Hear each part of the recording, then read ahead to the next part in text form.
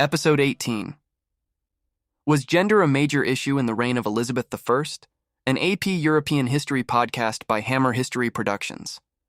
Today we're doing another historiography episode, and this one is about Elizabeth I. We've already talked about her in earlier episodes as a really successful ruler, but now we're asking a different kind of question. How much did her gender actually shape her reign? Like, was being a woman the main challenge she faced? Or is that something historians have kind of exaggerated? Before we jump into the debate, can we zoom out for a second because Elizabeth doesn't just appear out of nowhere. The period between Henry VIII's death and Elizabeth's coronation is actually really unstable. That's an important point. After Henry VIII died, you had a rapid succession of rulers, Edward VI, then Mary I, and each reign brought major religious and political shifts. Policies changed quickly, alliances shifted, and there was real uncertainty about who should rule. And that instability becomes very clear with the case of Lady Jane Grey. She was briefly placed on the throne in 1553 as part of a political maneuver, but her reign lasted only 9 days before Mary I took power. So there was already a recent example of a contested succession, even before Elizabeth. Exactly. And that tells us something important. The monarchy itself was not completely secure. Questions about legitimacy, religion, and succession were already major concerns. Elizabeth inherited all of that. So when Elizabeth becomes queen, it's not just, here's a female ruler. It's, here's a ruler coming into a really unstable situation. Right, and that context matters for the historiography. It helps us ask whether her challenges were about gender or about the broader instability of the Tudor state. Okay, that definitely makes the question more complicated. Dr. Morgan, Professor Theo, before we get into the debate, can we just clarify what historiography means again? That's a good place to start, Miles. Historiography is the study of how historians interpret the past. The basic facts: Elizabeth ruled from 1558 to 1603. She dealt with religious conflict. She defeated the Spanish Armada. Those don't change. But how historians explain those facts, what they emphasize, and what they think mattered most, that can vary. Right, and those interpretations often reflect what the historian thinks is most important. Some historians focus on political systems, others on culture, and in this case, some focus on gender. So the question isn't what happened, but what explains what happened. So this is less about what Elizabeth did and more about how we understand why she did it and what shaped her decisions? Exactly. All right. So what are the two sides of this debate? The debate comes from two historians. Rather Warneke argues that gender was a major issue throughout Elizabeth's reign. On the other side, Susan Doran argues that gender mattered much less than people tend to assume. So same person, same events, but two different interpretations. Exactly. Let's start with the argument that gender was a major issue. Professor Theo, what does Warneke say? Warneke starts by emphasizing the world Elizabeth lived in, a deeply patriarchal society. In the 16th century, people generally believed that women were inferior to men, more emotional, and not suited for independent political authority. So it wasn't just that Elizabeth was a woman, it was that people already had strong ideas about what women could and couldn't do. Exactly. And Warneke argues that those assumptions didn't just sit in the background, they actively shaped how Elizabeth's advisors interacted with her. Even when she held ultimate authority, many of the men around her believed they should guide or correct her decisions, especially in areas like religion and diplomacy. Did people actually say that directly? Yes. There are examples where advisors suggested that certain political or religious matters were too much for a woman's knowledge. That tells you a lot about how they viewed her authority, not just privately, but in the way they structured decision-making. That's kind of wild. She's the queen, but they still think she shouldn't be making decisions? And that tension shows up in multiple areas, especially religion. As monarch, Elizabeth was head of the Church of England, but women weren't even allowed to preach or hold religious office. So she's leading an institution that women technically weren't supposed to lead? Exactly. That contradiction forced a compromise. Instead of being called Supreme Head of the Church, she was given the title Supreme Governor. That sounds like a small change, but it actually matters. It does. Warneke sees that as evidence of discomfort with female authority. Even when Elizabeth exercised real power, The system adjusted the language and expectations to make her rule seem less threatening. Okay, so gender is already shaping how people respond to her.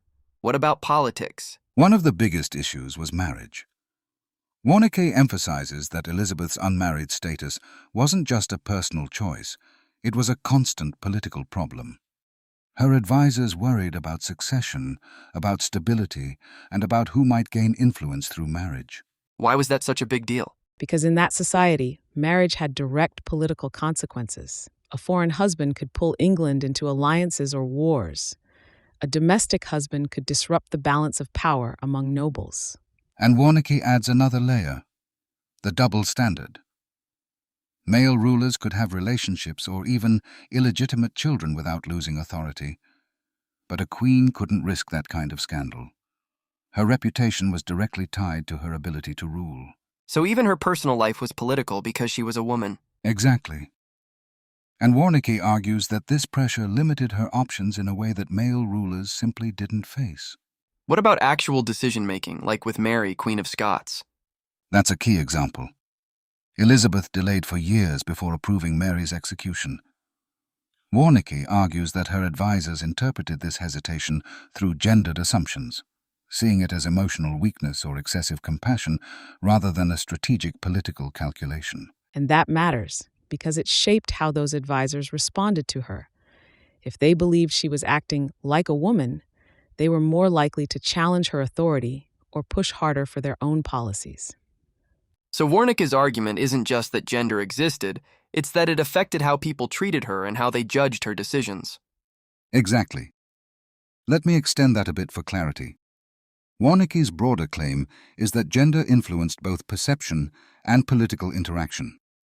It shaped expectations about how Elizabeth should rule, created suspicion when she didn't follow those expectations, and intensified conflicts between her and her advisors. In that sense, gender wasn't just background, it was an active force shaping political tension. All right, so that's a pretty strong argument. What about the other side? Susan Doran takes a different approach. She doesn't deny that Elizabeth lived in a patriarchal society, but she argues that historians have overstated how much gender actually shaped political outcomes. So where does she start? First, she challenges the idea that Elizabeth's rule was widely seen as unnatural or unstable. Doran points out that female rulers already existed in Europe, and that at the time of Elizabeth's accession, there was relatively little resistance to her taking the throne. That's interesting. I feel like we always hear that it was a huge deal. It was unusual, but Doran argues it wasn't shocking enough to destabilize the system. In fact, many people were more concerned about religious and political issues than about the monarch's gender. So people were more focused on stability than on whether she was a woman. Exactly. And Doran builds on that by showing that Elizabeth exercised real political authority. She wasn't controlled by her council. She made decisions independently, even when those decisions frustrated her advisors. Like what? Religious policy is a major example. Elizabeth shaped the church settlement according to her own preferences, even when it went against the wishes of more radical Protestants. She also controlled appointments and managed foreign policy decisions. And Doran emphasizes that this behavior wasn't unusual. It was exactly what monarchs were expected to do, regardless of gender. So she's basically saying Elizabeth ruled like any other monarch. Yes, and that leads to Doran's central point. The biggest challenges of the reign, religion, succession, and international politics, were not caused by gender. They were structural problems that any ruler would have faced. So those problems would exist even if the ruler had been male. Exactly. But what about all the sexist language from advisors? Doran addresses that directly. She argues that while advisors often used gendered or misogynistic language, their frustration was really about policy disagreements. They were upset because Elizabeth wasn't following their advice, not simply because she was a woman. So the language sounds like it's about gender, but the conflict is really about politics. Right. That's a key distinction in Doran's argument. And what about marriage? That seemed like one of the strongest points for the other side. Doran complicates that too. She shows that Elizabeth seriously considered marriage multiple times. Her decisions weren't just about maintaining independence. They were shaped by religion, diplomacy, and domestic politics. So it wasn't a simple strategy. No, And Doran also argues that the famous Virgin Queen image wasn't originally Elizabeth's deliberate creation. It developed later, often promoted by courtiers and artists for political or cultural reasons. So even that might not be something she fully controlled. Exactly. And to extend Doran's argument, she's emphasizing that political structures, like the Privy Council, Parliament, and the expectations of monarchy, remained consistent. Elizabeth operated within those structures effectively, so while gender influenced language and perception, it didn't fundamentally change how governance worked. Okay, so now we have two pretty different interpretations. Professor Theo says gender shaped everything, and Dr. Morgan says it mattered less than we think. So, which one is right? That's the wrong question, Miles. I figured you'd say that. Both interpretations are supported by evidence. They just emphasize different aspects of Elizabeth's reign. Can both be true at the same time? Absolutely.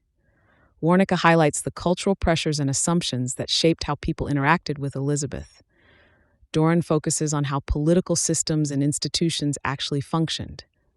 You could say Warnicki is more concerned with perception and social expectations, while Doran is more focused on political outcomes and structures. So gender might shape how people see a ruler, but not always what actually happens politically. Exactly. So historians are basically deciding what matters more, culture or systems.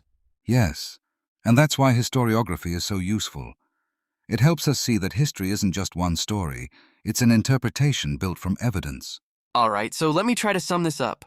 Both historians agree that Elizabeth was a successful ruler, and they both agree that she lived in a patriarchal society that created challenges for her. But they disagree on what mattered more. Warnicka says gender shaped her entire experience, how people treated her, how they judged her, and the pressures she faced in major decisions. Doran says those challenges were real, but the key issues of the reign, religion, succession, and foreign policy, were political problems that would have existed no matter who ruled. And I think the big takeaway is this.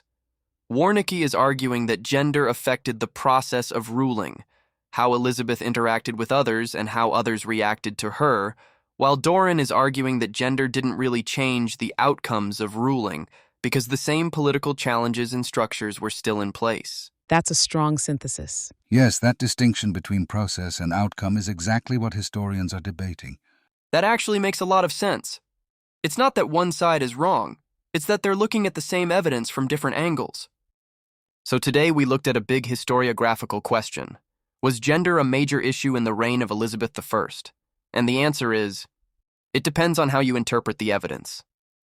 Next episode, we'll explore the revolutionary discoveries of the scientific revolution and how they reshaped European ideas about nature, knowledge, and authority. Thanks for listening to The Once and Future Present, an AP European History podcast by Hammer History Productions.